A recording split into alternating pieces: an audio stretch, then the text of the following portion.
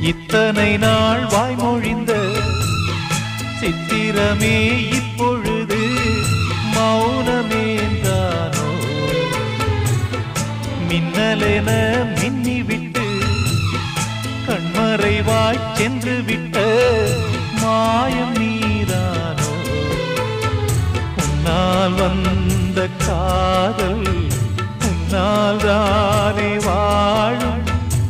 என்னை நீங்கி போனார் உன்னை சேரும் பாவம்.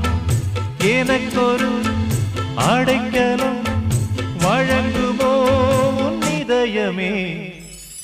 அன்பேவா அருகிலே என் வாசல் வழியிலே உல்லாச மாளிகை